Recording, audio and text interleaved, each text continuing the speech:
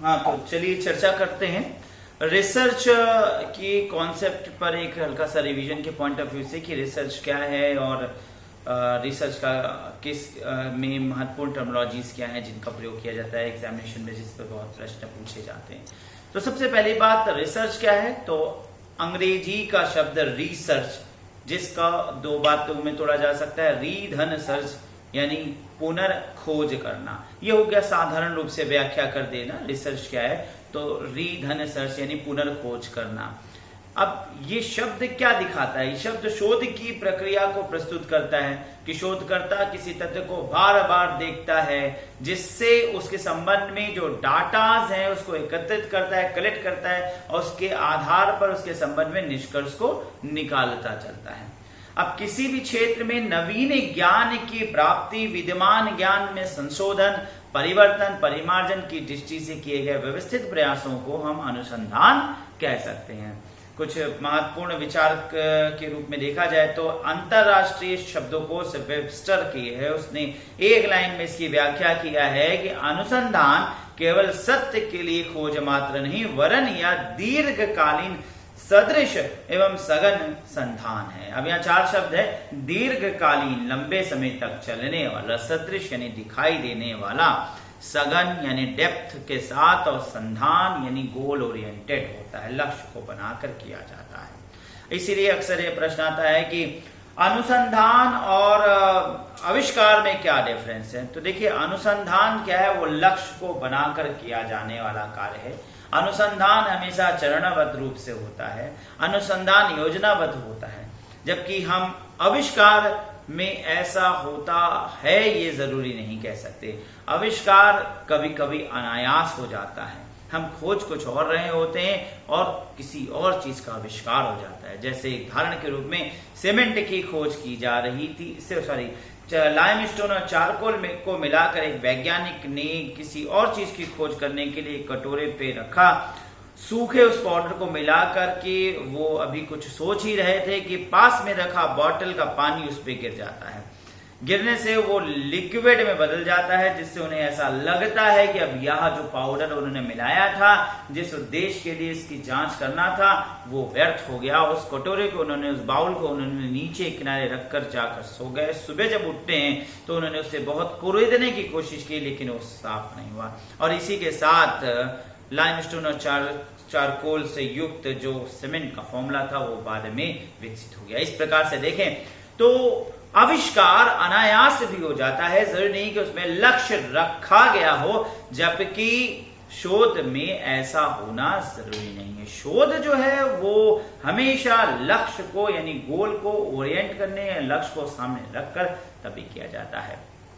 एक बात और है, शोध के अंतर्गत हम चरणबद्ध रूप से कार्य करते हैं, क्योंकि इसके अंतर्गत हमने मिनिमम 6 चरणों की बात की थी कि प्रॉब्लम सबसे पहले रखा जाता है, समस्या का चयन करना होता है, उपकल्पना का निर्माण करना होता है। उपकल्पना यानी कि हाइपोथेसिस यानी कि किसी सामान्य तर्क पर आधारित किसी निष्कर्ष को एक प्रकार से अनुमानित रूप से हम बनाते हैं। एक अपरीक्षित प्रश्न है जिसकी परीक्षा करना होता है, या अपरीक्षित कथन है जिसकी परीक्षा करना होता है। उपकल्पनाओं का निर्माण करने के बाद हम शोध की प्रविधि को, डिजाइन को, कि कैसे हमें कार्य करना है, कार्य योजना को निर्मित करते हैं, तथ्यों को संकलित करते हैं, तथ्यों को एनालिसिस यानी विश्लेषित करते हैं, और अंतोगत्वा हम सिद्धांत का निरूपण करते हैं। तो ये पूरी प्रक्रिया जो शोध की है वो चरणावत रूप से होती है, जबकि अनुसंधान में ऐसा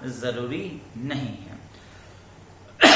कुछ महत्वपूर्ण बातों की भी चर्चा मैंने की थी, जैसे शोध जो है वो किसी भी उच्च शिक्षण संस्थान के लिए जीवन रक्त कहा जा सकता है, और यह विशिष्ट कुशलताओं का एक समूह होता है, या सोचने या खोजने का एक तरीका कहा जा सकता है, या किसी समस्या के विभिन्न पहलुओं का आलोचनात्मक परीक्षण करता है। अब आलोचनात्मक शब्द आते ही आपके मस्तिष्क में एक बात कुरेदने लगती है, बुराई करना। यह बात गलत है, ये ध्यान रखिएगा।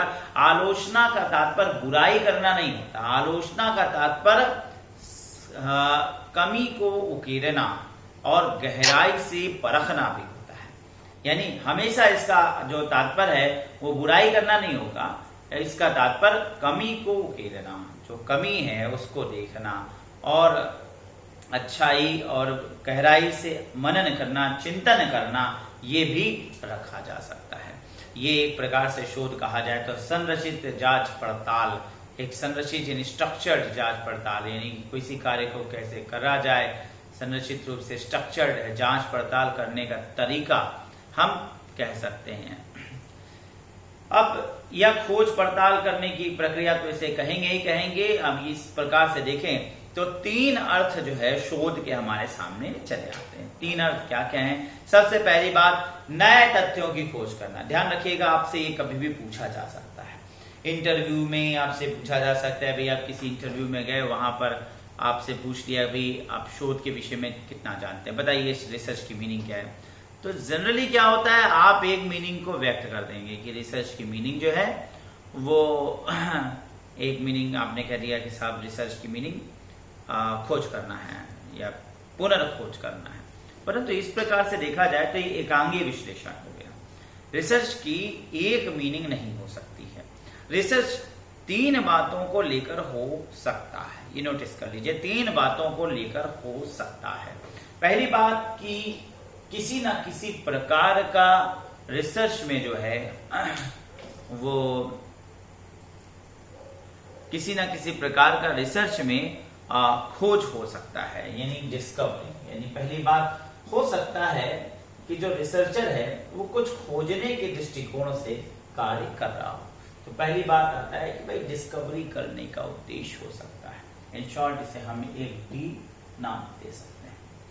दूसरा क्या हो सकता है कि भाई हम जो भी खोजे हैं, अब तक जितना खोज हुआ है उसका विकास करना हमारा उद्देश्य हो सकता है। डेवलपमेंट ऑफ द फैक्ट, जो खोजा जा चुका है उसका विकास करना।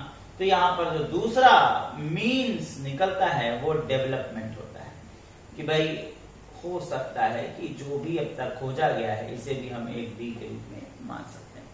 तो डिस्कवरी है और डेवलपमेंट है, 2 बातें हो सकती हैं, रिसर्च का उद्देश्य हो सकता है। एक बात और कि भाई रिन्यूएबिलिटी यानी कि कमी उकेरना, क्रिटिसिज्म यानी क्रिटिकली एनालिसिस हो सकता है, रिन्यू करना, फिर से परिमार्जन यानी शुद्धिकरण करना हो सकता है। भाई जो बात एक विचारक ने कहा वो उस समय के अकॉर्डिंग सही रही, लेकिन आज वो बदलाव के क्षेत्र में भी देखा जाता है, हो सकता है उसमें कुछ बदलाव हो रहा हो।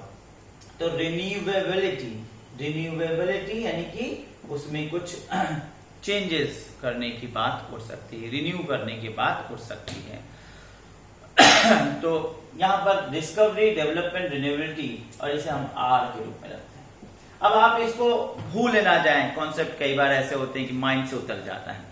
इसे एक छोटा सा फॉर्मूला डेवलप कर देते हूं जिससे कि हमेशा यह याद रहे। भाई आप इसको DDR, अब PVR का सगा सौतेला छोटा भाई DDR भी कह सकते हैं, या आप इसको RD² कह सकते हैं, बहुत फॉर्मूला जैसा हो जाएगा। RD², D² 2 D है, डेवलपमेंट है और डिस्कवरी, और R यानी रिन्यूएबिलिटी। याद रखने के पैमाने के पॉइंट ऑफ व्यू से ये मैंने आपको RD² और DDR के विषय में बताया। अब अनुसंधान की क्या क्या विशेषताएं हो सकती हैं और इन्हें क्या कैसे और कुशल रूप से समझाया जा सकता है। तो पहली बात तो अनुसंधान हमेशा एक प्रक्रिया मानी गई। प्रक्रिया का क्या मतलब है? प्रक्रिया यानी प्रोसेस का मतलब है कि that work is keeps on going and it is never ending work, यानी कि क्रिया जो कभी ना समाप्त हो। तो रिसर्च में यही है, मैंने जो बात खोजी, कल कोई दूसरा विचारक, कोई दूसरा शोधार्थी उस पर कुछ नया बात खोज के रख सकता है, या खोजे गए बात का विकास कर सकता है, या परिमार्जन शुद्धिकरण कर सकता है। तो इस प्रकार से देखा जाए तो रिसर्च क्या है, वो नेवर एंडिंग है, इसीलिए इसको प्रोसेस कहा जाता है। ये चलता ही रहता है, सदैव चलने वाली प्रक्रिया है। एक और बात निकल के आती है कि रिसर्च एक वैज्ञानिक प्रकृति का है। रिसर्च हमेशा साइंटिफिक इन नेचर होता है, भले ही हम आर्टिस्टिक, ह्यूमनिस्टिक सब्जेक्ट्स में इसे क्यों ना कर रहा हूं। यानी आर्ट में, कला में, मानविकी विषयों में भी शोध हो रहा है, तो वो शोध वैज्ञानिक तरीके से ही होगा। क्यों होगा? क्योंकि इसमें फॉर्मूला है, इसमें जो सिस्टम है वो चरणवत है, तो चरणवत रूप से पहले ये आएगा, फिर इस प्रकार से सारे क्रमवत रूप से कार्य होंगे। इसलिए वैज्ञानिक तरीके से होगा, टेबलेशन होगा, क्लासिफिकेशन होगा, एनालिसिस होगा, हर चीज होगा। इस प्रकार से इसे वैज्ञानिक प्रकृति का माना गया है।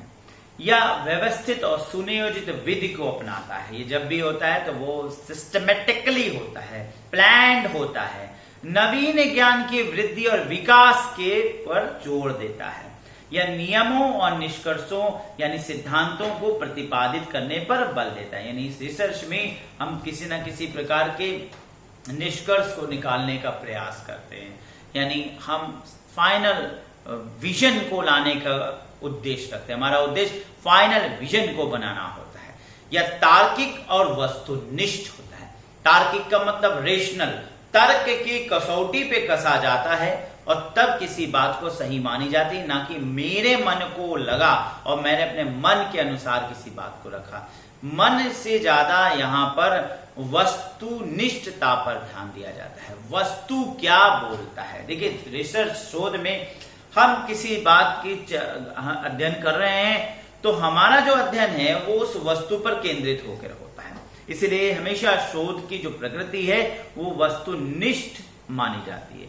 अब अलग बात है कि उत्तर प्रत्यक्षवादी दृष्टिकोण कुछ और कहता है, जो मैं आपको आगे और दूसरे वीडियो में क्लियर करूंगा। लेकिन साधारण और पारंपरिक रूप से यह बात स्पष्ट है कि शोध की जो प्रकृति है वो वस्तुनिष्ठ होती है। वस्तुनिष्ठ का मतलब और समझ लीजिए, वस्तु की निष्ठा क्या है, वस्तु क्या बोलता है। अब जैसे मान लीजिए इस मार्कर को मैं देखूं तो ये मार्कर में इंक कैसे निकल रहा है, तो मेरे माइंड में जब तक मैं इसके कॉन्सेप्ट को नहीं समझूंगा कि इंक कैसे आ रहा है, मेरे माइंड में दो चार बातें घूमेंगी कि साहब इसके अंदर एक इंक, इस बोतल से इंक डाल दिया जाता होगा और यहाँ इंक भरी होगी, और साहब इंक भरी होगी और जब यूं ऐसे नीचे करते हैं तो सक करता होगा और नीचे इंक निकल के आने लगता होगा। अब ये मेरा कॉन्सेप्ट था। इस कॉन्सेप्ट को मैं व्यक्तिनिष्ठ यानी सब्जेक्टिव भाव के साथ देखने को व्यक्तिनिष्ठ कहा जाएगा, व्यक्तिनिष्ठ कॉन्सेप्ट मान सकता हूं। लेकिन अब मैंने इस पर शोध कार्य किया, मैंने कहा लाओ इस पर रिसर्च किया जाए, तो मैंने इसको खोला। जब मैंने इसको खोला तो मैंने देखा कि इसमें एक सकिंग पार्ट है और ये सोखता इंक को जब पोर किया जाता है तो इंक को धीरे धीरे सोख लेता है, और उसके बाद इंक को सोखने के बाद जब हम इसे क्लोज कर देते हैं तो वो सोखता धीरे धीरे इंक को पास करता है, जिससे कि ये वर्क करता है। नाउ दिस इज ऑब्जेक्टिविटी, यानी वस्तु की निष्ठा है। वस्तु में छिपा था, निष्ठा यानी छिपा हो, तो वस्तु के अंदर यह बात था। तो वस्तु ने जो कहा वो ज्यादा सटीक था या व्यक्ति ने जैसा सोचा वो ज्यादा सटीक था। जाहिर सी बात है, वस्तुनिष्ठ यानी वस्तु क्या बोलता है, याद रखिएगा। वस्तुनिष्ठ, वस्तु की क्या निष्ठा है, इच्छा है, वस्तु क्या बोलता है। व्यक्तिनिष्ठ यानी व्यक्ति क्या सोचता है। जबकि शोध में क्या होता है, वस्तुनिष्ठता पर बल दिया जाता है कि what the object is saying, what the object is clearing, not the subject is stating। यानी हम क्या सोचते हैं या हम क्या कहते हैं वो महत्वपूर्ण नहीं है, बल्कि वस्तु क्या बोलता है वो महत्वपूर्ण है।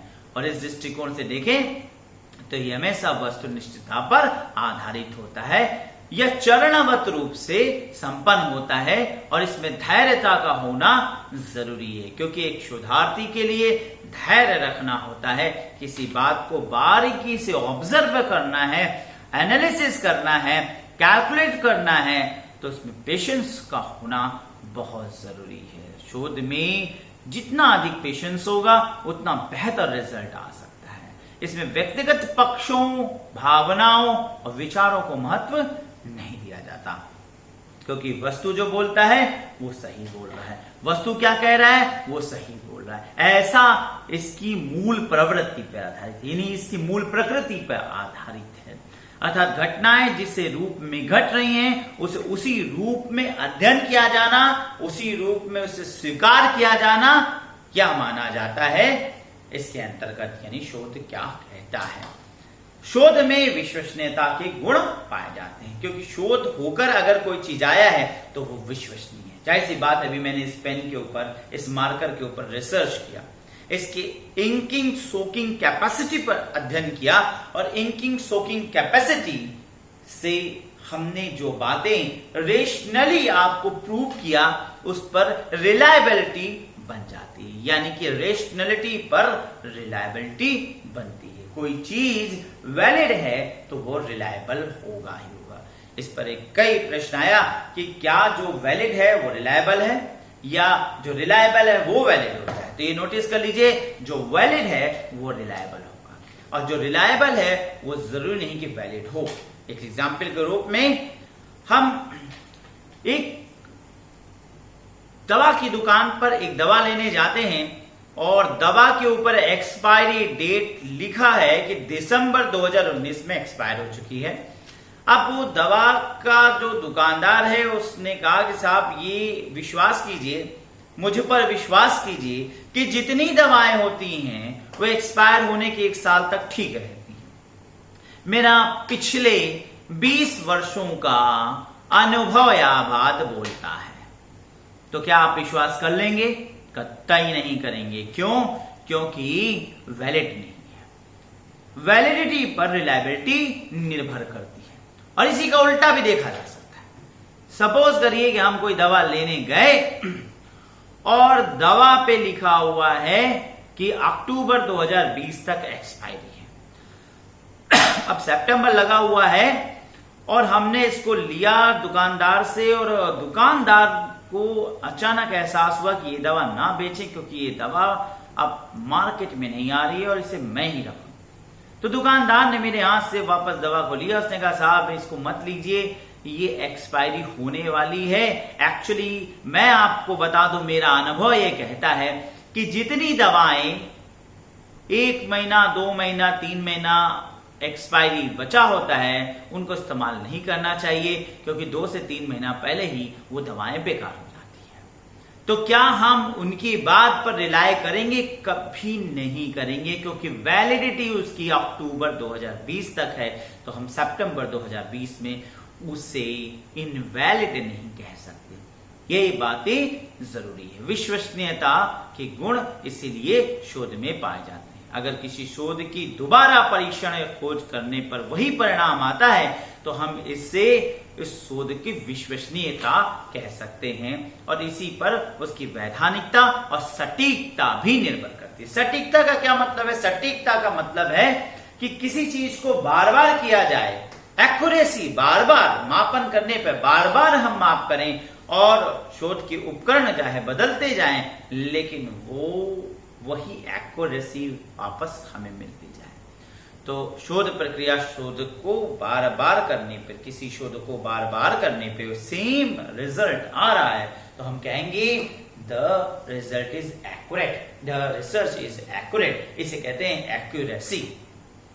अब शोध के इस दृष्टिकोण से देखें तो शोध बड़ा काम की चीज है। शोध क्या है? समाज कल्याण के विकास के कार्यक्रमों को सफल बनाने में योगदान देता है, घटनाओं का यथार्थ चित्रण प्रस्तुत करता है। यथार्थ चित्रण यानी रियल पिक्चर हमारे सामने प्रेजेंट करता है। जो हमें सही दिख रहा है, जो वास्तविकता है वो हमारे सामने आती है। तो शोध क्या करता है? और रियल पिक्चर को पिन पॉइंट करता है, उसे हमारे सामने प्रस्तुत करता है।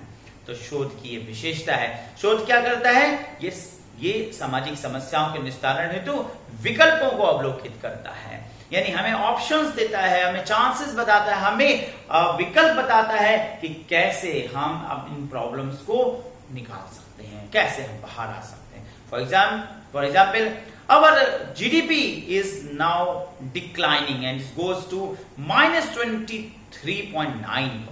So -23.9 पे हमारी जीडीपी जा चुकी है। अब इस पर रिसर्च करना चाहिए, रिसर्च करके देखना चाहिए कि हम कैसे इसे ऊपर ला सकते हैं। इस प्रकार से ये समस्याओं के निस्तारण हेतु विकल्प को अवलोकित करता है, सत्य का सामाजिक निर्माण करता है। ये बहुत इंपॉर्टेंट कॉन्सेप्ट है, social construction of reality. Actually Habermas जो समाजशास्त्री हैं उन्होंने इस पर एक पुस्तक भी लिखा, सत्य का सामाजिक निर्माण करना। सत्य का सामाजिक निर्माण का मतलब है जो सत्य हमारे सामने है उस पारंपरिक सत्य को सत्य ना मानते हुए जो वैज्ञानिक सत्य, जो प्रूवन सत्य है, जो लॉजिकल ट्रुथ है, उस ट्रुथ को मानना और समाज में लाना। मेरी बात को अब एग्जाम्पल के रूप में समझिए कि किसी चीज को परंपरा द्वारा सही माना जाता रहा है, भले ही वह उचित ना लग रहा हो। परंपरात्मक रूप से 200 साल पहले वो बात लॉजिकल थी, परंतु आज साइंटिफिकली हमने ये प्रूव कर दिया कि वह इलॉजिक है।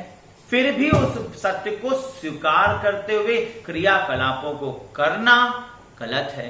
इसलिए जो साइंटिफिकली अप्रूव्ड है उसके अकॉर्डिंग वर्तमान को स्वीकारना और सत्य को मानना क्या कहलाएगा? सत्य का सामाजिक निर्माण करना। उदाहरण, चंद्रमा यानी मून को लें तो मून आज से 200 साल पहले कोई भी व्यक्ति उसे ईश्वर मान सकता था, क्योंकि जनरल कॉन्सेप्ट सोसाइटी में था कि चंद्रमा ही ईश्वर है। लेकिन इन फैक्ट ट्रुथ ये कहता है कि चंद्रमा ईश्वर नहीं है, बिकॉज वी हैव प्रूव्ड।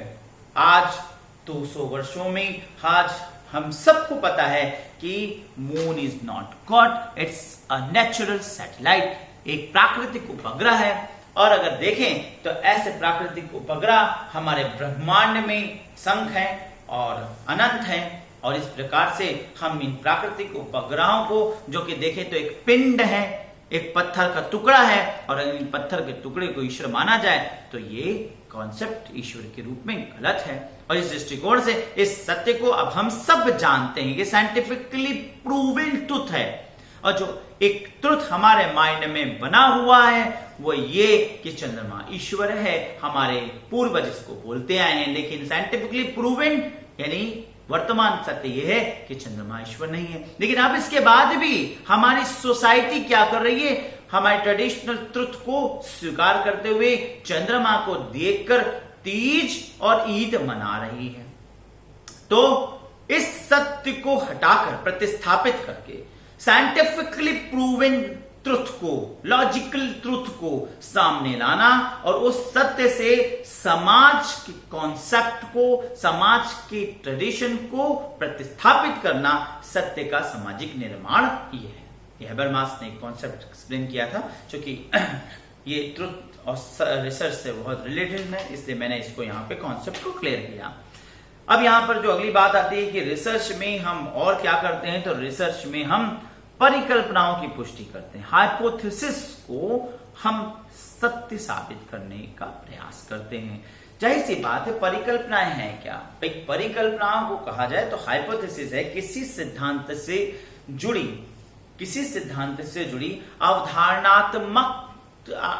अवधारणाओं के बीच के संबंधों को अभिव्यक्त करने वाले अपरीक्षित कथन को हम प्राकल्पना कहते हैं। अब हम कोई रिसर्च करने जा रहे हैं तो रिसर्च करने से पूर्व हमारे मन में कुछ एनालिसिस या कुछ उपकल्पनाएं, कुछ कल्पनाएं कह सकते हो, कुछ कल्पनाएं जागृत होती हैं। ऐसा हो सकता है, ऐसा हो सकता है, ये कारण हो सकता है, ये भी कारण हो सकता है ये कारण हो। तो कोई समस्या है उसके कई एक कारण हमारे सामने आते हैं, लेकिन उन कारणों में से जो लॉजिकल कारण हैं, जो तार्किक कारण हैं, ठीक है, उन कारणों को हम जांच का विषय बनाते हैं। आराम से आवाज आई। तो मैंने आपसे कहा तुरंत जाइए, जाके देखिए बाहर किस प्रकार का शोर हुआ है। स्टूडेंट क्लास से उठा, फटाक से जाने लगा। अब उसके मन मस्तिष्क में 4-5 बातें कौंधना शुरू हो सकता है बम बजा हो सकता है कोई रोड एक्सीडेंट, कॉलिजन बड़ा सा हुआ हो सकता है कोई मकान गिर गया हो, भूकंप आ गया।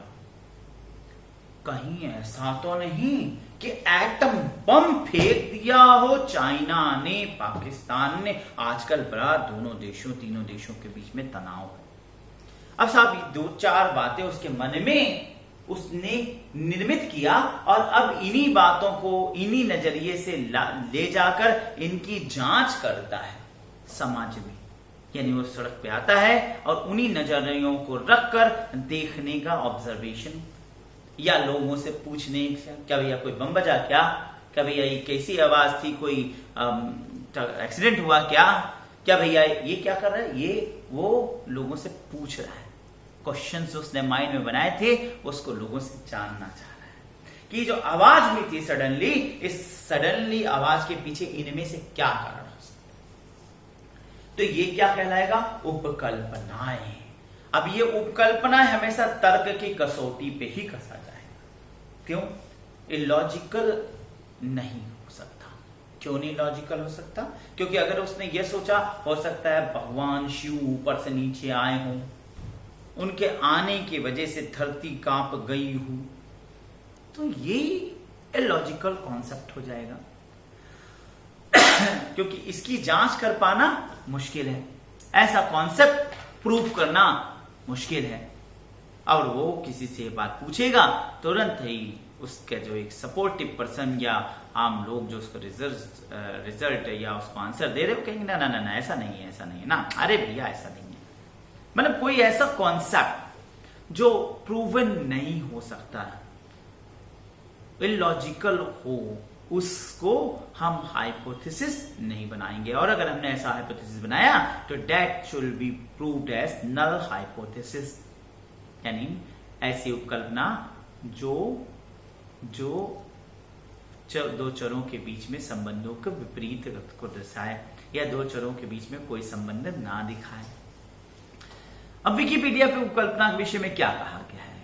विकिपीडिया पे ऐसे कहा गया है कि सीमित साक्ष्यों के आधार पर निर्मित एक अनुमानित या प्रस्थापित विश्लेषण जिसका प्रयोग एक प्रारंभिक बिंदु के रूप में भविष्य की खोज के लिए किया जाता है, उसे प्राकल्पना कहते हैं। According to Wikipedia, it is stated that a supposition or proposed explanation made on the basis of limited evidence, क्योंकि हमारे पास एविडेंस अभी ज्यादा नहीं थे, हमने छोटे मोटे साक्ष्य जो आवाज हुआ उसकी क्वालिटी के आधार पर, ठीक है, limited evidence as a starting point for future investigation is harvested, जिसको हम स्टार्टिंग पॉइंट बनाते हैं और फ्यूचर इन्वेस्टिगेशन यानी उस पर फर्दर फ्यूचर में इन्वेस्टिगेट करते हैं, भविष्य में, उसे हम हाइपोथेसिस करते हैं।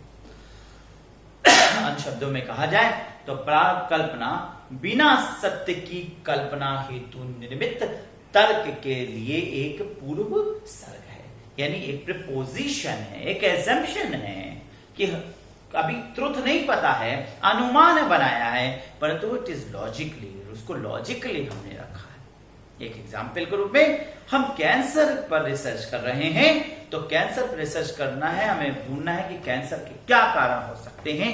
तो कैंसर के कारणों को ढूंढने के लिए जो एक रिसर्च स्कॉलर है वो कई एक कारणों को रख सकता है और कह सकता है कि कैंसर का कारण धूम्रपान हो सकता है, धूम्रपान से कैंसर होता है। अब यहां पर क्या है कि वो अनुमान लगा सकता है, he can assume that maybe the reason is smoking, maybe the reason is malnutrition, there should be multiple reasons। अब कैंसर के कई एक कारण हो सकते हैं। अब कैंसर यहां आश्रित चर हो गया और यहां स्वतंत्र चरों के रूप में देखा जाए तो स्मोकिंग कॉजेस कैंसर, माल न्यूट्रिशन यानी कुपोषण से कैंसर होता है, स्लीपिंग प्रॉब्लम्स सोने की अनिद्रा की समस्याओं से कैंसर होता है, थिंकिंग ज्यादा सोचने से कैंसर होता है, ठीक है, और कुछ ऑप्शन रख सकते हैं, टोबैको खाने से कैंसर हो सकता है। तो यहां पर क्या है, there are multiple assumptions which are now going to test, that are not truth, that are assume, preposition, suppositions। अब इन suppositions और prepositions पर टेस्ट किया जाए तो इसे क्या कहेंगे, इसे कहेंगे उपकल्पनाओं को निर्मित करना। एक चीज और बता देता हूं, उपकल्पनाएं हाइपोथेसिस और एक होता है रिसर्च क्वेश्चंस, शोध प्रश्न। कई बार इस बात को लेकर के शोध प्रश्न अलग हैं और रिसर्च क्वेश्चन हाइपोथेसिस अलग है। ये आप लोगों के मन में बना रहता है, ये गलत आपके मन में कॉन्सेप्ट है, ये ध्यान रखिएगा। Hypothesis and research questions are both same things but position the use are different in the different conditions. Different conditions में इनका डिफरेंट तरीके से प्रयोग किया जाता है। For example, when we have not certain ideas according to our problem, when we can't say या we can't much assume, यानी जहां हम ज्यादा अनुमान नहीं लगा सकते, यानी जहां हमें ज्यादा सटीक अनुमान लगाने को ना मिले, वहां हम रिसर्च क्वेश्चंस बनाते हैं। अब ऐसा कब होगा? जब किसी क्षेत्र पे ज्यादा शोध ना हुआ हो। फॉर एग्जाम्पल, हम ये कैंसर की जगह अब कोरोना को रखते हैं। कोरोना, अब कोरोना का कारण ढूंढना है। What are the causes of corona?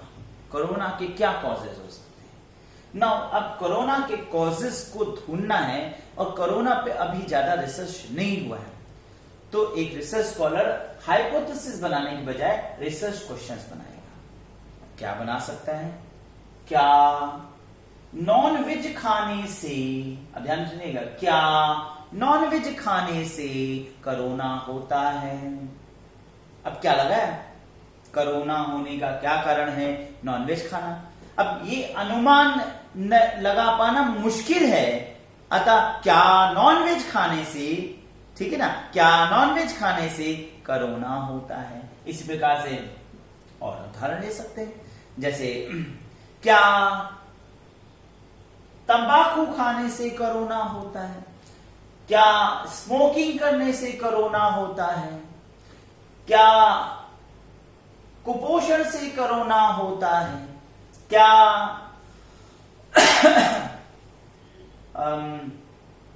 Health issues से कोरोना होता है? बहुत चीजें हो सकता है हमारे मायने में जो बना, बट हम यहां पर ज्यादा सटीक रूप से नहीं कह सकते। तो जब हम ज्यादा सटीक रूप से किसी बात को नहीं कह सकते हैं, तो यहां पर जनरली हम जो चीज बनाते हैं उसे क्या बोलेंगे? Research question. यहां पर हम थोड़ा बहुत अनुमान लगा सकते हैं, ऐसे सिचुएशन में हाइपोथेसिस बनाएंगे। अब रिसर्च क्वेश्चन इस प्रकार से देखें तो ऐसे रिसर्च मेथोडोलॉजीज जैसे descriptive type of research methodologies हैं, जिसमें हम डिस्क्रिप्शन ही केवल करते हैं सिचुएशन का, जहां हमें ज्यादा अनुमान नहीं है कि सत्य क्या होगा, वहां पर हम रिसर्च क्वेश्चन बनाते हैं। वहां एक रिसर्च स्कॉलर रिसर्च क्वेश्चंस बनाएगा, ना कि वहां पर वो हाइपोथेसिस बनाएगा। माइंड में इस बात को बेहतर रूप से डाल दीजिए, क्योंकि रिसर्च क्वेश्चन हाइपोथेसिस दोनों एक जैसी चीजें हैं। सिचुएशन अलग होता है जहां हम ज्यादा अनुमान नहीं लगा सकते, जहां हम तर्क की कसौटी पे ज्यादा कस नहीं सकते हैं, वहां हम जो है रिसर्च क्वेश्चंस प्रिपेयर करते हैं।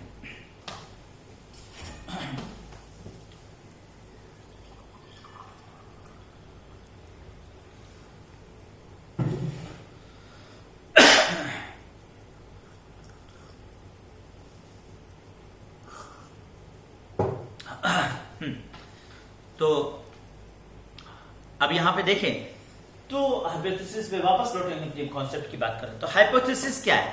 It is not a fiction. Hypothesis को कल्पना नहीं माना जाएगा, क्योंकि हाइपोथेसिस और कल्पना में डिफरेंस होता है। क्योंकि कल्पना में तर्क का होना जरूरी नहीं है, जबकि वो कल्पना यानी हाइपोथेसिस में तर्क का होना जरूरी है। प्राकल्पना को मात्र कल्पना समझना भूल है, क्योंकि घटनाओं के संभावित संबंधों के बारे में केवल ऐसे विचार को ही प्राकल्पना की श्रेणी में रखा जाता है जिनकी प्रामाणिकता की जांच वैज्ञानिक तरीके से संभव है। अतः सभी प्रकार के अनुमानित कथन जैसे ईश्वर या आत्मा या पुनर्जन्म के बारे में प्राकल्पना नहीं कही जा सकती है। प्राकल्पना परीक्षण के लिए संभावित संबंधों के बारे में जो कथन है, इसका निश्चित और तथ्य आधारित होना आवश्यक है। सारांशतः कहें तो वैज्ञानिक परीक्षण योग्य अनुमानित विचार ही प्राकल्पना हो सकती है। अब यहाँ पे प्राकल्पना के कई प्रकार हो सकते हैं, जैसे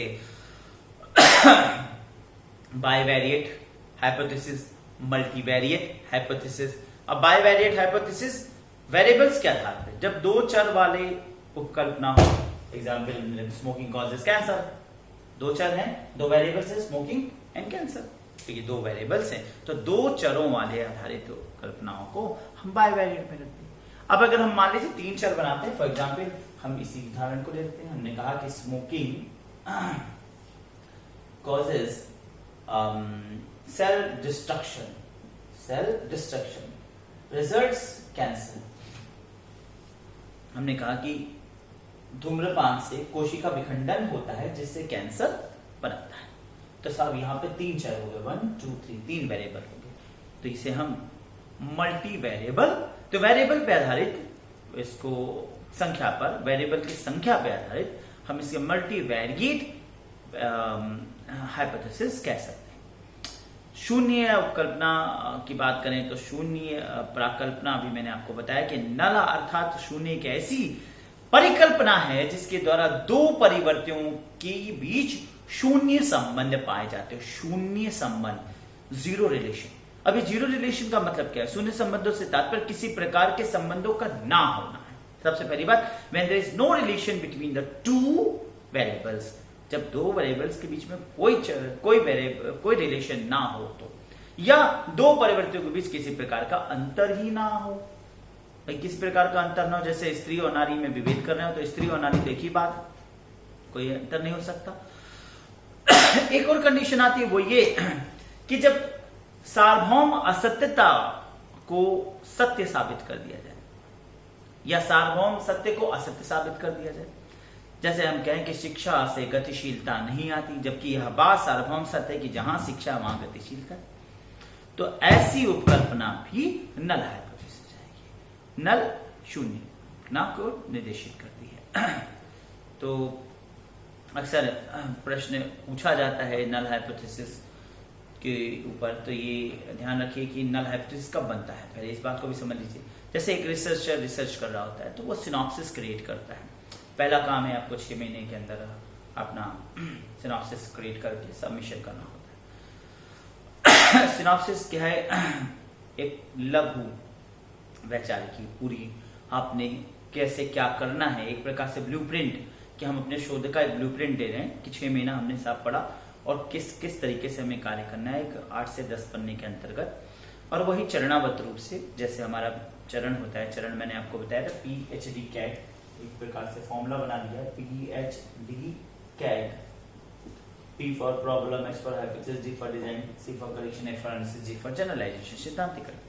तो सब ये एक चरणबद्ध रूप से हमने सिनॉप्सिस तैयार किया। सबसे पहले हमने अपनी समस्या को उसमें उन्मूलित किया कि हम किस टॉपिक पर रिसर्च कर रहे हैं, हमारा टॉपिक क्या है रिसर्च करने का। उसके बाद हमने उपकल्पनाओं को उसमें रखा। उपकल्पना अगर हम पहले प्रथम बार रिसर्च कर रहे हैं या हम ऐसा रिसर्च कर रहे हैं जिस पर ज्यादा से ज्यादा कार्य नहीं हुआ है, तो हम रिसर्च क्वेश्चन भी रख सकते हैं। हम उपकल्पना बाद में इसको परिवर्तित कर सकते हैं या हम रिसर्च क्वेश्चन के रूप में भी उसे देख सकते हैं। रिसर्च क्वेश्चंस हमने रखा और रिसर्च क्वेश्चंस के रूप में उसे बना दिया। अभी जो रिसर्च क्वेश्चंस हैं या उपकल्पनाएं हैं जिनको हमने बनाया, उनको लॉजिकली अप्रूवल्स मिलना चाहिए। और हमने इसी 6 चरण में कि कैसे हम रिसर्च करेंगे, डिजाइन क्या है हमारा, रिसर्च मेथोडोलॉजी हमारी क्या होगी, हम कौन कौन सा एरिया लेंगे रिसर्च करने के लिए, और हम क्या सैंपलिंग लेंगे, ये सब कुछ हम डिजाइन के पोर्शन में लिखते हैं कि हम सब क्या सैंपलिंग करेंगे, किस किस एरिया को लेंगे। फिर हम डाटा की बात करते हैं कि हम प्राइमरी डाटा लेंगे, सेकेंडरी डाटा लेंगे, कैसे कलेक्ट करेंगे, डाटा कलेक्शन की हमने क्या योजना बनाया है। फिर हम डाटा को कैसे छांटेंगे, एनालिसिस कैसे करेंगे, विश्लेषण कैसे करेंगे, टेबुलेशन करेंगे, स्टैटिस्टिकल एनालिसिस करेंगे, ये सब चीजों को हम मेंशन करते हैं। एट लास्ट हम अपने जनरलाइजेशन थ्योरी यानी थ्योरी प्रोपाउंड करने पर बल देते हैं कि साहब हम इस प्रकार से समझते हैं कि हम इन चीजों को देखेंगे और हम यह तर्क निकाल के लाएंगे। तो ये तो हम एक सिनॉप्सिस तैयार किया, एक ब्लूप्रिंट तैयार किया और हमने अपने RDC के सामने, रिसर्च डेवलपमेंट कमेटी के सामने प्रस्तुत होकर वाइवा बोस होता है प्रस्तुत कर दिया। अब हमारा जो कमेटी है वो ये देखता है कि साहब, उससे पहले हमारा सुपरवाइजर, ध्यान रखिएगा, कमेटी तक पहुंचने से पहले हमें अपने सुपरवाइजर को दिखाना होता है। तो हमारा सुपरवाइजर हमारे सिनॉप्सिस को चेक करता है और उसी दौरान वो हमारे हाइपोथेसिस को नल हाइपोथेसिस अगर उसे लगता है तो कुछ हाइपोथेसिस को नल हाइपोथेसिस कर देगा। फॉर एग्जाम्पल छोटी सी बात अभी मैंने आपके सामने लिया कि एक आवाज उठा और मेरे मन में 2-4 बार कहीं बम तो नहीं बजा, कहीं बम तो नहीं फटा। मान लीजिए हम इसको हाइपोथेसिस मान लें, कहीं बम तो नहीं फटा, कहीं कोई पड़ाका तो नहीं फूटा यानी कि किसी ने क्रैक नहीं बजाया, कहीं कोई कॉलिजन तो नहीं हो गया, कहीं कोई टकराव तो नहीं हो गया, कोई मकान तो नगर निगम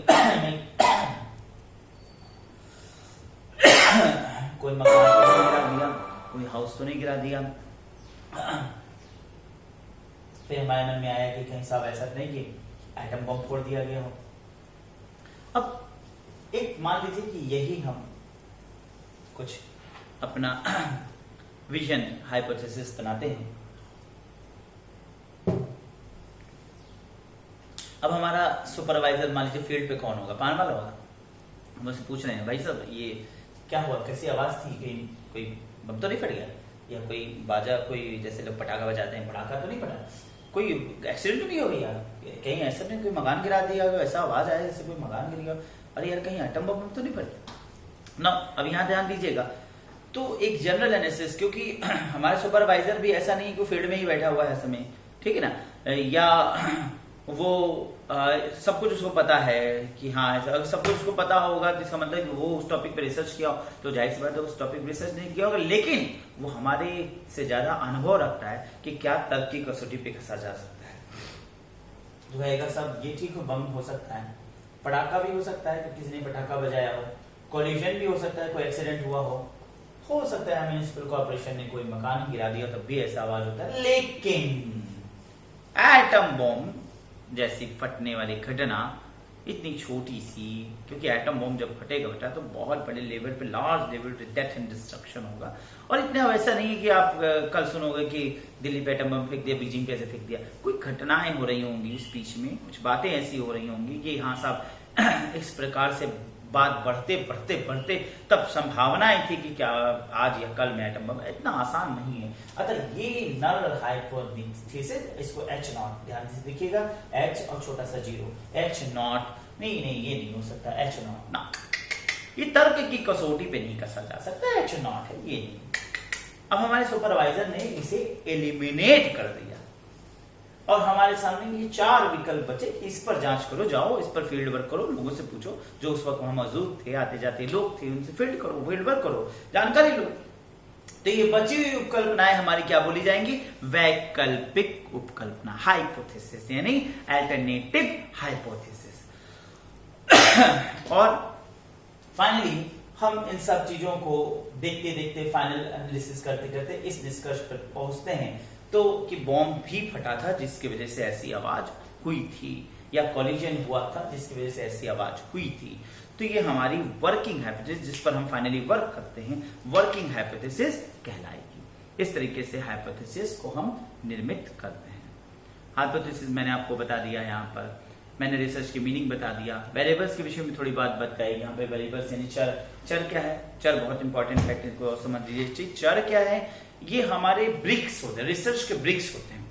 शोध जब शोधार्थी करता है तो फैक्ट्स को निकालता है, लेकिन फैक्ट्स कैसे निकालता है, वो ब्रिक्स को लगाता है, यानी कि वेरिएबल्स को लेता है।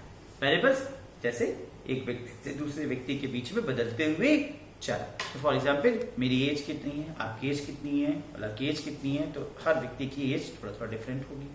तो अब एक जब शोधार्थी फील्ड में जाता है तो वो क्या करता है कि वो 4-5 लोगों से डेली मिलता है, या 400-500 लोगों से जानकारी लेता है, फील्ड वर्क कर रहा होता है। तो 400-500 लोगों से वो 1-2 साल में मिलता है और डाटा को भरता चलता है। तो वो सबसे, भाई आपका नाम, आप इस फील्ड में कब से हैं, आपकी एज, आपके एजुकेशन क्वालिफिकेशन, आप कितना इनकम करते हैं, तो इस तरह से अलग अलग चर बनाता है। अब इन चरों को जोड़कर वो किसी तथ्य को निकलता है, फैक्ट। और ये ध्यान लीजिए, फैक्ट जरूर ही रिसर्च द्वारा निकलता है, लेकिन बिना चरों के कोई फैक्ट नहीं बन सकता।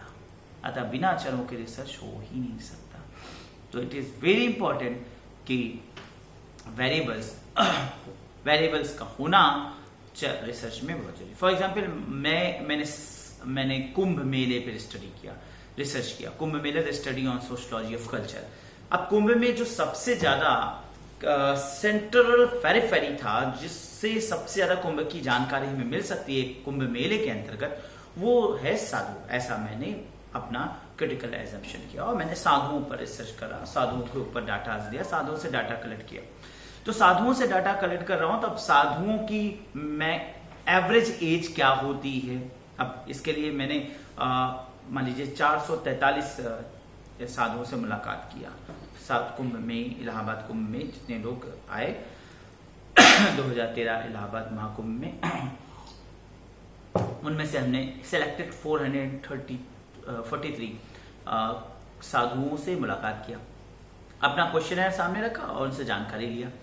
आपका नाम, मूल नाम आपका क्या है, जैसे आपका धर्म क्या है, आपका उम्र क्या है, आपकी इनकम क्या है। अब इससे हमने कई एक एजम्पशंस, कई एक क्लियर से पाया कि भाई साधुओं की एज, अब किसी ने कहा 33, किसी ने कहा 34, किसी ने कहा 35, किसी ने कहा कि 45, किसी ने कहा कि 80। अभी क्या है कि हमने अलग अलग तरीके से सब लोगों का डाटा लिया और लास्ट में जब हम उसको टैबुलेट करने बैठे तो एक एवरेज निकाला। हमने कहा जो अधिकतर साधुओं की उम्र है वो 40 to 45 के बीच में एवरेज होती है। तो ये क्या हुआ, चरों से तथ्यों का निर्माण हो गया। इसी प्रकार से हमने इनकम को देखा कि भाई एवरेज इनकम साधुओं की जो है वो 5 से 8 हजार के बीच में होती, इससे ज्यादा नहीं होती है। हम धर्म को देखा तो अधिकतर साधु जो है वो हिंदू धर्म से रिलेटेड होते हैं, कुछ जैनी हैं, बुद्ध हैं, मुस्लिम धर्म से जुड़े हुए साधु हिंदू धर्म में बहुत कम आते हैं। इस तरह से हमने एक एनालिसिस बनाया कि हाँ साहब ये धर्म के अनुसार उनके और भी विचारणाओं को लिया, तो सब चर को जोड़ जोड़ के फैक्ट का निर्माण किया। तो चर फैक्ट का काम करते हैं, फैक्ट के लिए एक आधार प्रदान करते हैं। अब इन चरों के प्रकार की बात करें तो 3 प्रकार से मौलिक रूप से इन्हें देखा जाता है, आश्रित चर, स्वतंत्र चर और मध्यवर्ती चर। आश्रित चर क्या है, कुछ चरों को आश्रित चर इसलिए कहा जाता है क्योंकि यह अपने परिणामों और परिवर्तनों के लिए दूसरे चरों पर होने वाले परिवर्तन पर निर्भर करते हैं। स्वतंत्र चर क्या है, एक स्वतंत्र या परिवर्तित चर उसे कहते हैं जिसकी उपस्थिति या उसमें होने वाले परिवर्तन किसी अन्य आश्रित चर को प्रभावित करता है। जैसे धूम्रपान एक स्वतंत्र चर है, जबकि कैंसर उत्पन्न होना एक आश्रित चर। मैंने भी आपको बताया कि भी कैंसर है ये आश्रित चर है। अब ये स्वतंत्र है क्योंकि स्मोकिंग, नहीं तो टबैको, नहीं तो माल न्यूट्रिशन, नहीं तो और भी बहुत से ऐसे कारण हैं, स्लीपिंग प्रॉब्लम्स, कई एक ऐसे कारण हैं, तो ये बदलते हैं, इसलिए इनको स्वतंत्र कहा जाएगा। परंतु किस पर हो रहा है वो नहीं बदलेगा, वो आश्रित चर कहा जाएगा। बीच के चर जिसको हमने मध्यवर्ती चर कहा, ने कहा कि स्मोकिंग से सेल डिस्ट्रक्शन होता है जिससे कैंसर होता है। तब सेल डिस्ट्रक्शन क्या होगा, इंटरवीनिंग वेरिएबल, मध्यवर्ती चर कहलाएगा। तो ये मैंने आपको आश्रित चर, स्वतंत्र चर, मध्यवर्ती चर। अब कहीं पर इसे और भी प्रकार से बांटा जा सकता है, जैसे गुणात्मक, गणनात्मक, गुणों पर आधारित चर। अब गुणों पे यानी हमने गुणों को ले लिया, अब क्वालिटी को जब केवल व्यक्त किया जाता है, तो जैसे लिंग है यानी जेंडर क्या है आपका, रिलीजन क्या है, तो जेंडर और रिलीजन, अब जेंडर तो मेल या फीमेल होगा, 1 या 2 नहीं होगा। रिलीजन की बात होगा, हिंदू होगा, मुस्लिम होगा, सिख होगा, ईसाई होगा, 1 2 3 4 नहीं होगा। इसी तरीके से जब हम गुणों को केवल टारगेट करके पूछ रहे होते प्रश्नों को, तो वहां पर गुणात्मक चर भी कहा जा सकता है। और यहीं पर जब संख्या वाले मान को देख रहे हूं, जैसे आयु, आय, परिवार का आकार, तो परिवार का आकार बहुत ज्यादा, बहुत बड़ा, छोटा नहीं करके, बल्कि 5 लोग हैं परिवार में, 6 लोग हैं परिवार में। आप कितनी, आपकी आय क्या है, कई आदमी कहेगा कि आय हमारी जो है सालाना आय 1 लाख के आसपास है, 1.5 लाख के आसपास। ये नहीं कहेगा कि वो बहुत ज्यादा, बहुत कम, मध्य, कम, वो एक साधारण बात है। और इसी तरीके से आयु हो जाए, एज कितनी भाई आपकी, 35, 36, 37, 38, इस तरह से होगा। तो ये जब संख्या पर आधारित जो चर होते हैं, इन्हें हम परिमाणात्मक यानी क्वांटिटेटिव यानी क्वांटिटी में वेरिएबल कहते हैं। तो ये हो गया वेरिएबल्स के प्रकार, कुछ जो मैंने अभी आपको यहाँ पर सिंपली बताया। अब बात कर लेते हैं थोड़ी सी सैंपलिंग क्या होता है, निदर्शन किसे कहते हैं।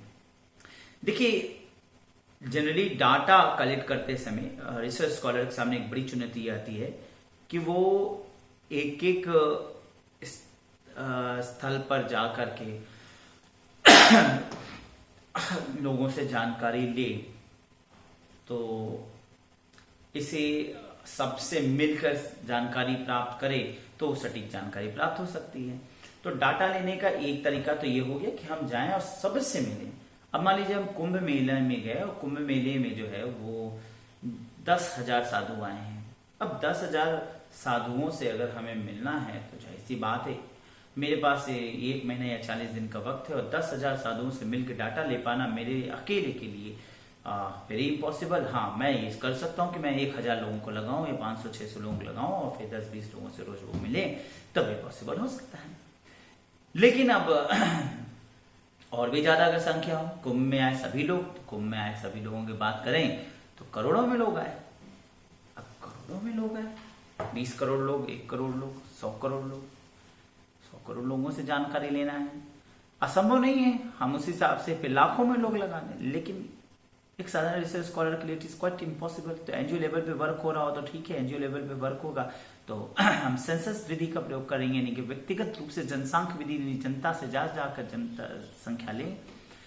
तो जनसंख्या जब कलेक्ट किया जाता है सेंसस मेथड में तो फिर एक एक घर से जाकर मिलते हैं और एक एक व्यक्ति से बातचीत होती है। तो इस प्रकार से ये भी पॉसिबल है। तो सेंसस विधि एक तरीका है जिसमें हम डाटा ले सकते हैं, जिसमें हम फैक्ट कलेक्ट कर डाटा लेते हैं और फैक्ट बनाते हैं। लेकिन साधारण रूप से रिसर्च स्कॉलर उसके लिए पॉसिबल नहीं है कि वो सबसे मिल सके। तो वो क्या करता है कि वो निदर्श विधि यानी सैंपल मेथड का प्रयोग करता है। सैंपल वेरी सिंपल, आप घर में फिनोमेना, चावल का पतीला है, चावल पक रहा है। अब एक रास्ता है कि हम सारे दाने को उठा करके और पंच करके चेक करें, तो ये क्वाइट कॉम्प्लेक्सिव है कि मैं एक एक दाने को दबा दबा के चेक करूं कि पका कि नहीं पका।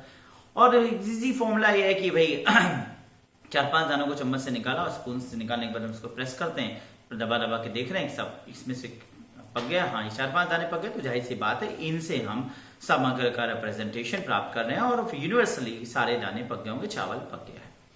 ठीक इसी प्रकार से जब रिसर्च स्कॉलर फील्ड में जाता है तो कुछ लोगों से जानकारी प्राप्त करता है जिससे कि वो समग्र का एनालिसिस करता है। जैसे मैंने ही कहा कि मैंने 443 साधुओं से डाटा लिया और इससे हमने टोटल का समग्र का एनालिसिस प्रस्तुत किया कि भाई सारे लोग क्या कह रहे हैं। तो समग्र का एनालिसिस प्रस्तुत करने के लिए ये एक रास्ता अपनाया गया, तो इसे कहेंगे सैंपलिंग विधि, निदर्श विधि। अब इस सैंपलिंग विधि के भी कई प्रकार हो सकते हैं। फॉर एग्जाम्पल हम यहाँ पर सबसे पहले बात करें तो रैंडम सैंपलिंग हो सकता है। रैंडम सैंपलिंग क्या है? जिसमें हम सबके चांसेस को बनाए रखें।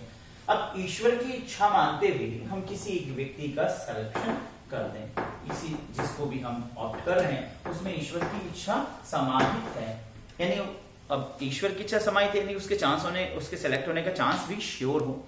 अब यहाँ पे एग्जाम्पल मान लीजिए कि रैंडम सैंपलिंग की बात करें। पहला रैंडम सैंपलिंग तो हम सब कुछ सिलेक्शन को स्वीकार करें। फॉर एग्जाम्पल हम क्लास में एक मॉनिटर सेलेक्ट करना चाहते हैं। अब हम क्लास में पहुंचे और हमने देखा कि कुछ पुराने बच्चे हैं, कुछ नए बच्चे हैं, कुछ गर्ल्स हैं, कुछ जो है मेल्स हैं।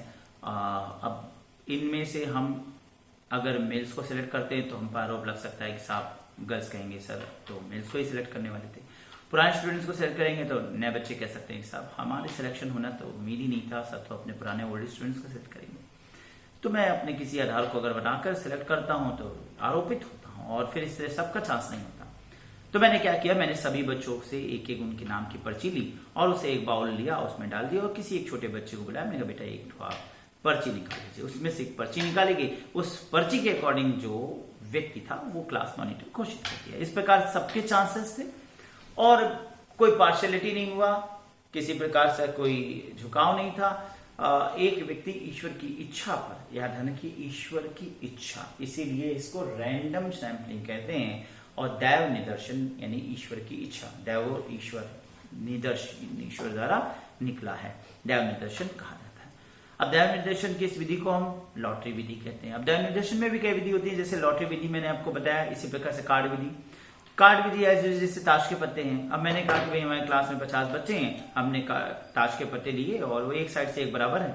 हमने इन 50 बच्चों का एक साइड में नाम लिखा और ताश के पत्तों को फेंक दिया और उसको फैला दिया, और फिर किसी से कहा या एक तोते को, एक पक्षी, मैंने कहा पंछी को कि भाई तोता इसमें से जिसको टोंट लगा दे या छू के निकाल दे, और फिर उसमें से जिसका नाम आ गया उसी को हमने मॉनिटर घोषित कर दिया। ये भी एक विधि हो सकती है। ग्रेडिविटी, कई बार इसका प्रयोग किया जाता है। ग्रिड यानी खांचे। अब जैसे अब छोटा सा खिलौना होता है, अक्सर देखिए बच्चे खेलते हैं, मेले वगैरह में मिलता है, जिसमें 10 संख्याएं होती है, एक छोटी सी बॉल पड़ी होती है, जब उसको पुश करते हैं तो बॉल कहीं ना कहीं आकर 1 2 3 4 5 6 7 8 9 10 पे कहीं ना कहीं रुकती है। तो जहां भी रुकती है तो बेट लगा लेते हैं लोग, 2 आएगा 2 आएगा 2 आएगा 3 आएगा 3। इसी प्रकार से ग्रेडिविटी में हम सबका नाम भी रख सकते हैं। 1 2 3 4 की जगह पे रमेश, सुरेश, रानी, संजीव, इस तरह सबका नाम रख सकते हैं और एक ग्रिड खेल सकते हैं। जनरली इसका प्रयोग हम ज्योग्राफिकल एरियाज में ज्यादा करते हैं। तो ज्योग्राफिकल एरियाज में रैंडम सैंपलिंग करना है तो नाम की जगह पे हम इस प्रकार से ग्रिड्स डिवीजन कर सकते हैं। एक होता है ट्रिपेड मेथड। ट्रिपेड मेथड एक प्रकार से एक बुक होती है, किताब होती है, जो मिस्टर ट्रिपेड द्वारा विकसित किया गया। अब सपोज करिए कि मैं आपको इसको और सिंपली समझाना चाहूंगा। तो ये हमारी एक किताब है, इस किताब में हमने हर पेज में अपने 50 बच्चों को एक एक क्रम से नाम लिख दिया। तो भाई पहले 50 में, फिर 50, फिर 50, फिर 50, 50, मान लीजिए 400 पन्ने की किताब है, तो हमने ये 8 बार कर दिया। अब हमने यहाँ पर इस किताब को रखा और हमने किसी बच्चे को बोला, हमने कहा बेटा आप इसको ओपन कर दो। तो बच्चे ने आया, उसने बीच में ऐसे ओपन कर दिया, जिसका जो पेज ने खुल गया लेफ्ट साइड के पेज, तो हमने कहा भाई इसमें अरुण क्लास का मॉनिटर। तो एक छोटा सा एग्जाम्पल, मतलब वेरी सिंपली हमने क्या किया कि भाई बच्चों को सेलेक्ट मॉनिटर बनाने के लिए। तो ये सब रैंडम सैंपलिंग के उदाहरण हो सकते हैं। रैंडम सैंपलिंग को हम साधारण रैंडम सैंपलिंग कहते हैं और कई जगह पे इसे हम अनन्य नाम से भी बोलते हैं, जैसे अभी मैं आगे आपको चर्चा करूंगा।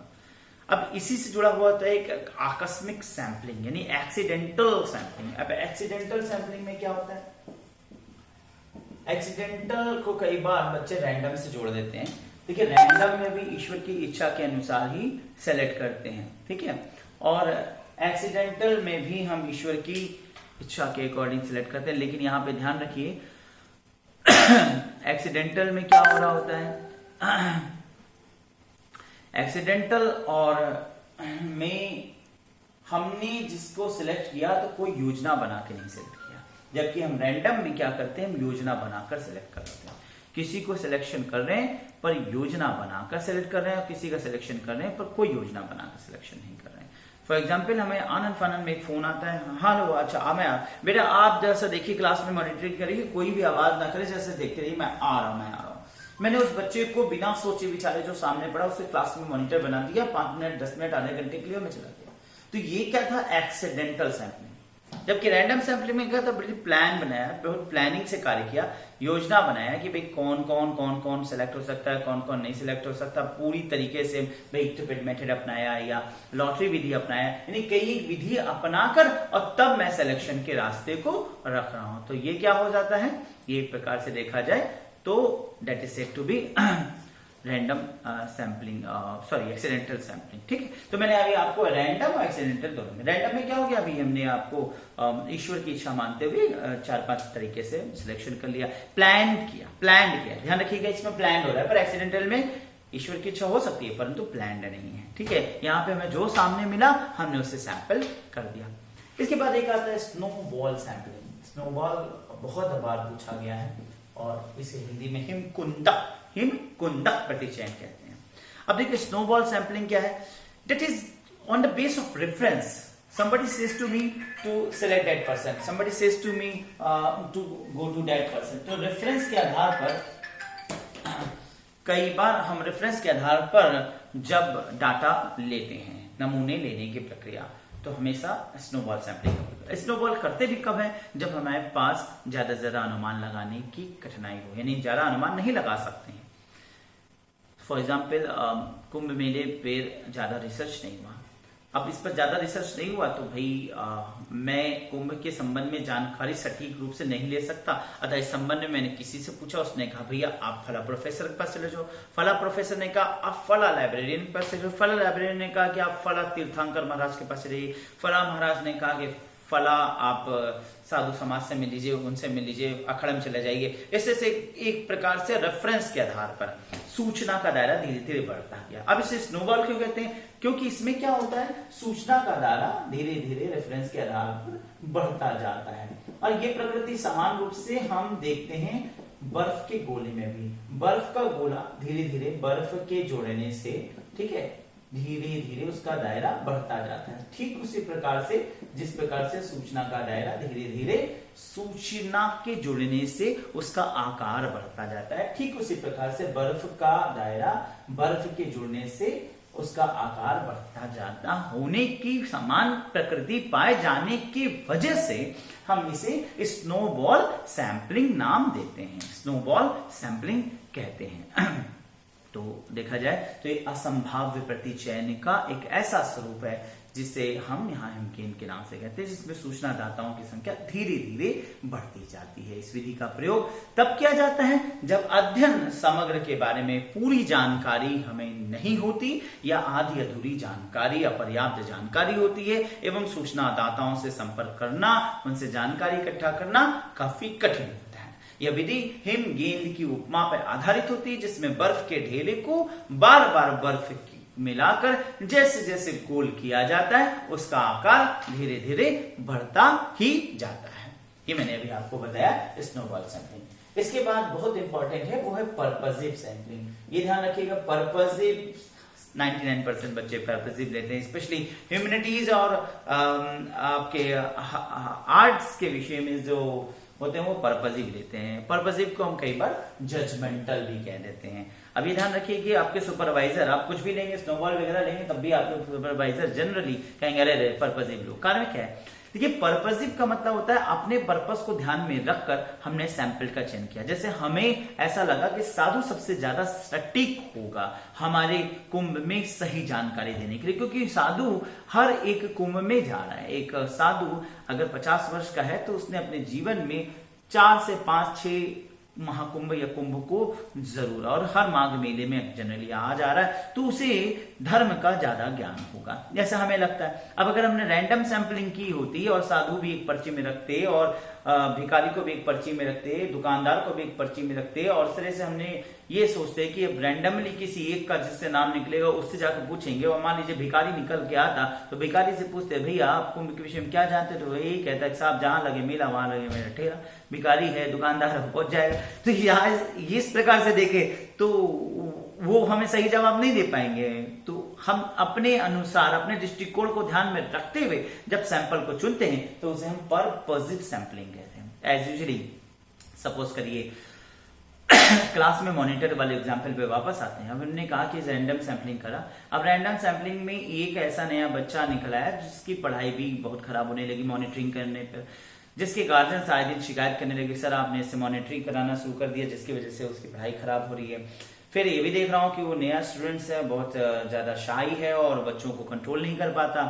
या ऐसा हो सकता है स्टूडेंट इस प्रकृति का हो जो रोज धरना प्रदर्शन करा रहा और पढ़ाई में नुकसान हो रहा, और हमारे क्लास के हमारे ऑफिस के बाहर रोज छात्र संघ इलेक्शन हो, छात्र संघ धरना प्रदर्शन करने रहे, छात्र संघ ही, तो पता चलेगा भैया ये तो गुंडई सरगनाई हो रही है। तो ऐसे भाई ऐसे इंसान को सिलेक्ट करके तो मुसीबत मोल ली, पढ़ाई भी ठीक से नहीं हो पा रही।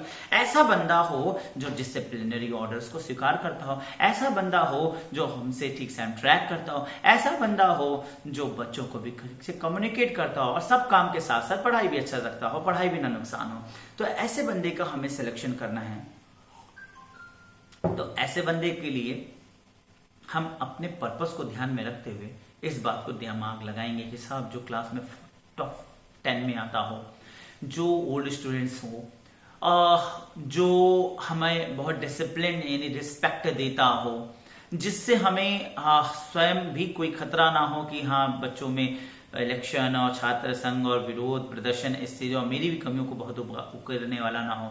अपनी सभी बातों को ध्यान में रखते हुए मैंने एक्स को मॉनिटर बनाया, वो मेरी फेवरिंग कंडीशन के अकॉर्डिंग काम करेगा। इसी प्रकार से जब हम अपनी फेवर्ड कंडीशन के अकॉर्डिंग जब किसी सैंपल को सेलेक्ट करते हैं तो उसे हम पर्पसिव सैंपलिंग कहते हैं। लेकिन ये ध्यान रहे कि पर्पसिव सैंपलिंग में सबके चयन होने की संभावनाएं शून्य हो जाती है, क्योंकि इसमें क्या होता है कि हम सुविचारित रूप से किन्हीं परिवर्तन यानी वेरिएबल्स के आधार बना करके इकाइयों का चुनाव करते हैं जो प्रतिनिधित्व करते हैं, और इसमें शोधकर्ता के निर्णय पर आधारित होने की वजह से समग्र के प्रति एक इकाई के चुनने की संभावनाएं कम हो जाती हैं और निर्णय पर ये आधारित हो जाता है, इसलिए इसे निर्णयात्मक प्रतिचयन कहते हैं। अब बात करते हैं क्षेत्र प्रतिचयन, एरिया सैंपलिंग। एरिया सैंपलिंग अगला एक इंपॉर्टेंट एरिया है, इंपॉर्टेंट एस्पेक्ट है एरिया सैंपलिंग।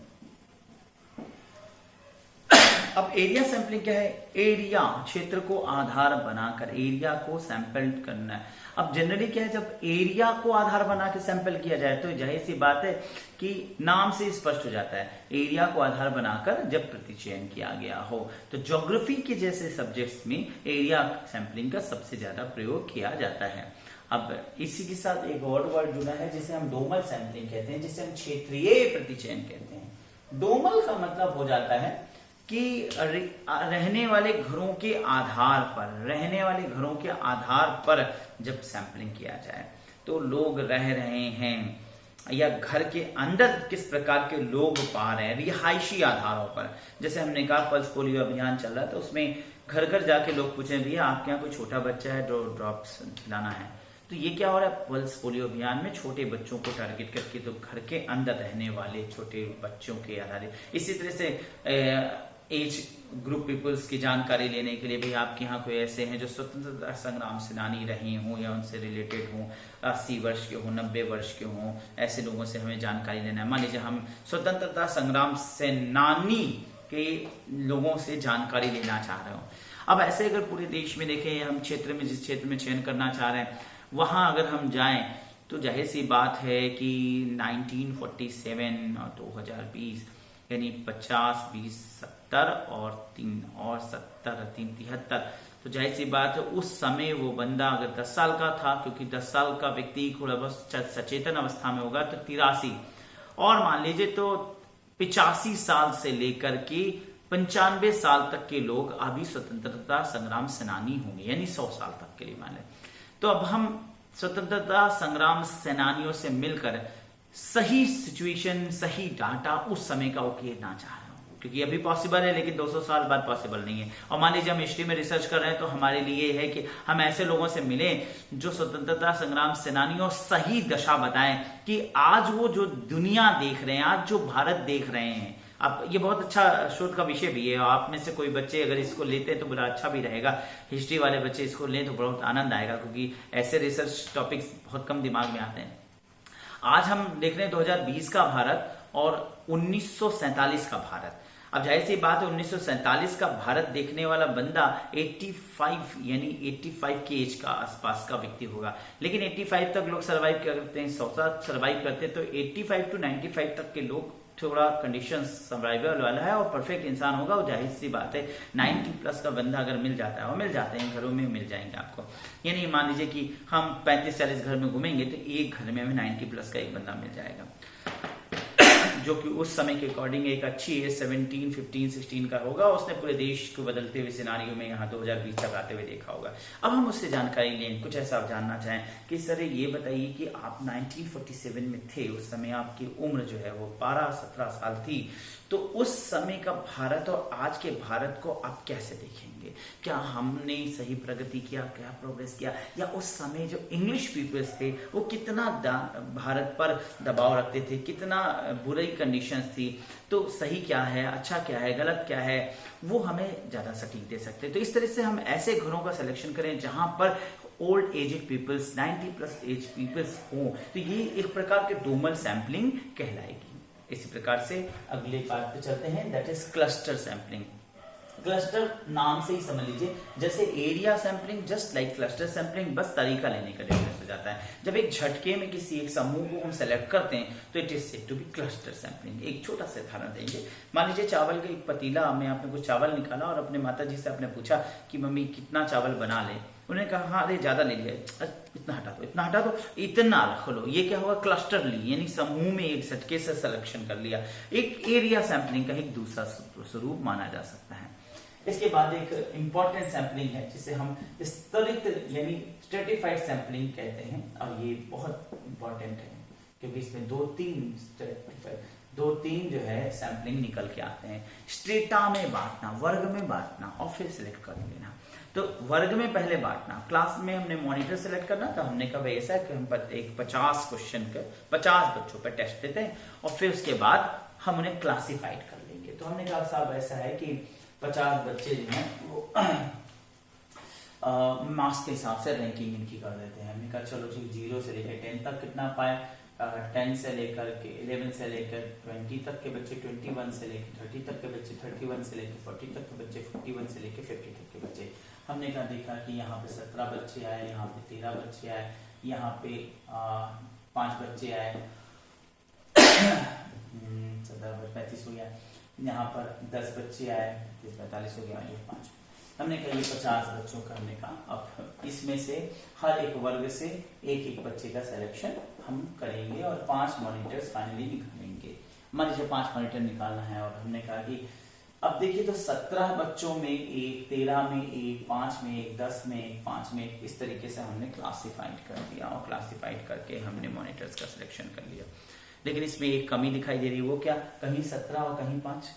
किसी वर्ग में 17 में एक मॉनिटर निकल रहा है और कहीं 5 में एक मॉनिटर निकल रहा है, ये कमी है। ये कमी को दूर करना है। इस कमी को दूर करने के लिए हमने एक नए प्रकार के सैंपलिंग मेथड को अपना लिया और वो कहलाएगा प्रोपोर्शनल सैंपलिंग, यानी इसी स्ट्रेटिफाइड प्रोपोर्शनल सैंपलिंग की। स्ट्रेटा को तो हमने बांटा, लेकिन हमने स्ट्रेटा को कैसे बांटा, हमने स्ट्रेटा को बराबर के प्रोपोर्शन में। हमने कहा साहब ये क्लास इंटरवल के नाम बराबरी को देखें, बल्कि हम फ्रीक्वेंसी को बराबर रखें, यानी हर वर्ग में 10 बच्चे हों। तो हमने क्या किया, हमने एक नया क्लास इंटरवल बनाया। हमने कहा इस क्लास इंटरवल में क्या करेंगे, इस क्लास इंटरवल में फ्रीक्वेंसी को पहले 10 बच्चों को लेते हैं और पहले 10 बच्चों की जो भी फ्रीक्वेंसी आए, यानी 0 से लेकर के सपोज करिए कि 12 तक के मार्क्स जो है पहले 10 बच्चे, फिर अगले 10 बच्चे जो है वो 13 से लेकर 22 तक आए, फिर अगले 10 बच्चे जो हैं वो 23 से लेकर के 33 तक आए, अगले 10 बच्चे जो हैं वो 34 से लेकर 47 तक आए और अगले 10 बच्चे जो हैं वो 48 से 50 तक के मार्क्स आए। अब ये क्या है, हमने फ्रीक्वेंसीज को ध्यान में रखते हुए बराबर से अब हर एक वर्ग से एक बच्चे का सिलेक्शन हमने निकाला और हमने 5 मॉनिटर नियुक्त कर दिए। तो ये क्या कहलाएगा, ये कहलाएगा proportional sampling, stratified proportional sampling. ठीक है, तो एक प्रकार से स्ट्रेटिफाइड सैंपलिंग, और स्ट्रेटिफाइड में अगर प्रोपोर्शंस को बराबर रखा गया तो it will become a stratified proportional sampling. इसमें एक बात को और ध्यान रखिए, जब प्रोपोर्शंस को बराबर रखा गया, ठीक है, तो स्ट्रेटिफाइड प्रोपोर्शनल सैंपलिंग हो गया और ये सिंपल स्ट्रेटिफाइड सैंपलिंग हो गया।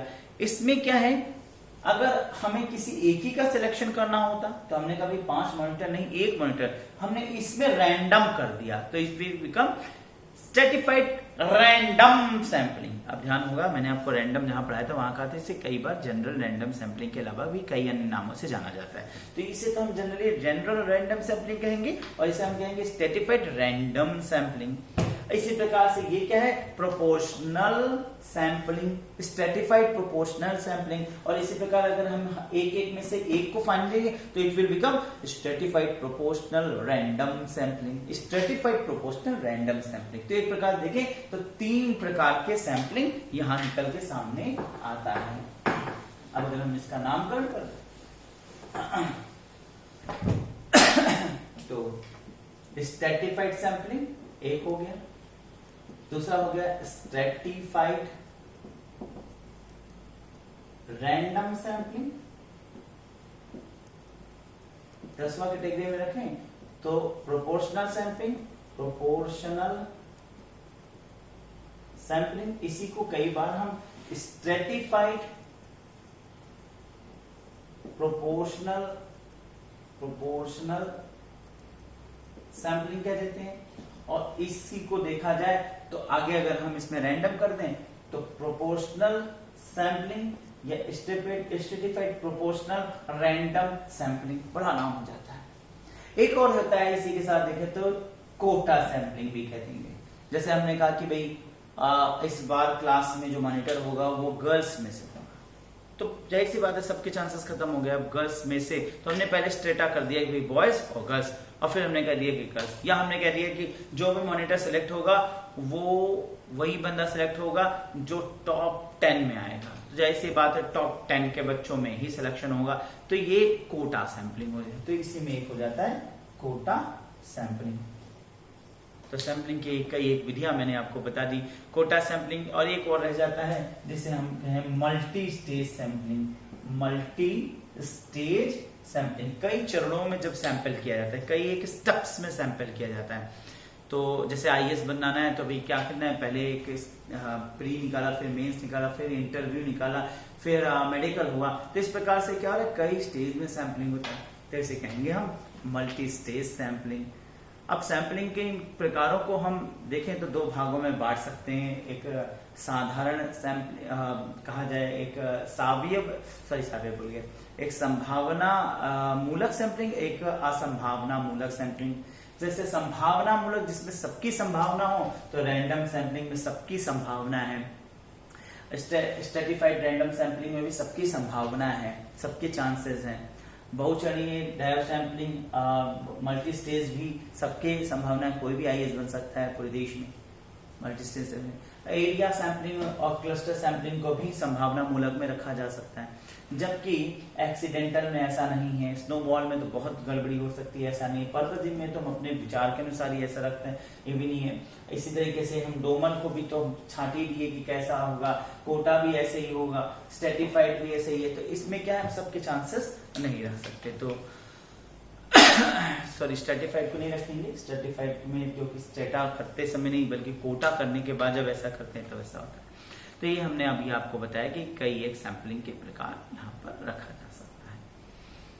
तो जाहिर सी बात है कि आपको अभी जो मैंने पढ़ाया वो ठीक लगा होगा, और मैंने एक इन्फॉर्मेटिव वीडियो बनाया, एक एक कॉन्सेप्ट को लेकर यहाँ क्लियर किया, और इसमें मैं और भी कुछ चीज़ों के साथ रिसर्च करें आगे, और भी नई कुछ चीज़ों को बना के अपलोड करूँगा। तो आज के लिए इतना ही, तब तक के लिए नमस्कार, धन्यवाद।